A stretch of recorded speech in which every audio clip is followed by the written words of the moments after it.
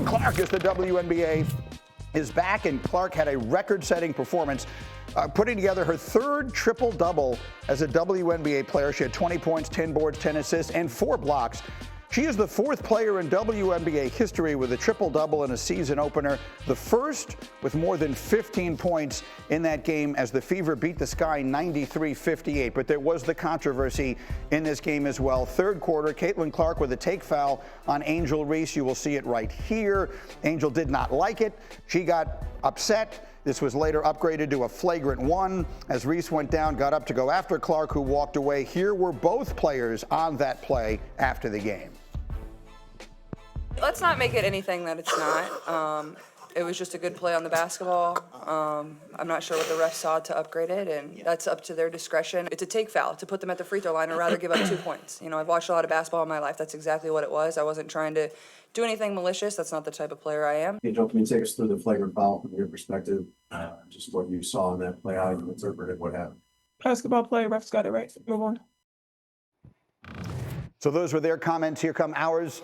Chiney, I'll start with you. What do we make of what happened on Saturday? At one point, I opened my phone. It was the #1 trending topic on Twitter, so it's certainly something everyone was talking about. So there was a sequence of events, right? If you think about it, Angel Reese, she sort of shoves Natasha Howard in the back to get the rebound. Caitlin Clark is not happy with that. And that was a no free buckets foul, in which obviously when you get those types of tough fouls, a lot of people in the WNBA get up and respond in the same fashion. I was in Barclays Center where I watched Jonquel Jones and I believe Chelsea Gray have a situation. I was in Mohegan Sun Arena where I watched a similar situation that involved Marina Mabry as well. Like, these plays happen in the WNBA. When you're looking at this isolated one, my #1 thing is if the players don't have a problem, then we shouldn't have a problem. This is part of basketball, but it gets gasoline on it because it's these two involved. 100% Greeny. And like, even the fact that you're calling this controversy, and rightfully so, because that's the way it has played out.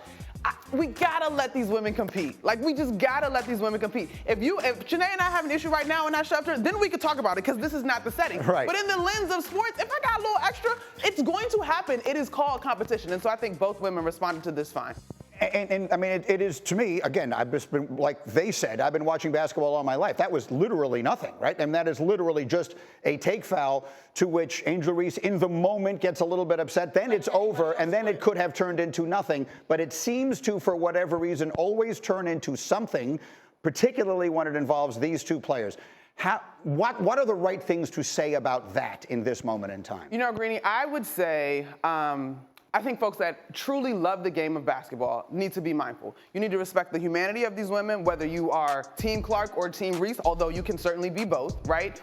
The aftermath, the fact that the WNBA has to put out a statement because of racist comments and unsafe conditions toward Angel Reese. Like, I just want people to be mindful that whether you like it or not, anytime something happens with the two of them, one is automatically put as a victim and one is automatically put as someone who needs to be saved, when in reality, both are excellent competitors. They both said this was a basketball play. Now, Greeny, let's be honest. If this was the other way around, oh, Lord, you can only imagine how the conversation would have gone. Yeah, I absolutely agree. And when you think about this circumstance in this day and age that we're in, a lot of people project their own subjective feelings on these ladies as, you know, people that have gotten to know them. They just want to compete at the highest levels. Once the play was over, they were on to the next. But I'll lastly say this, when it comes to racism and the hateful rhetoric and the statement that the WNBA is saying, I think it's important because at the end of the day, if you are truly a basketball fan, you would understand and agree. We have no space in our game for those types of comments, and also not, you know, putting more gasoline on the fire in a circumstance where we're here to appreciate the beautiful basketball. That's all Caitlin and Angel want you to do.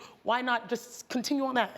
So that was the moment over the weekend. Again, somewhat overshadowing, I think, unfortunately, Caitlin Clark having this enormous first game. We'll watch where it goes from here.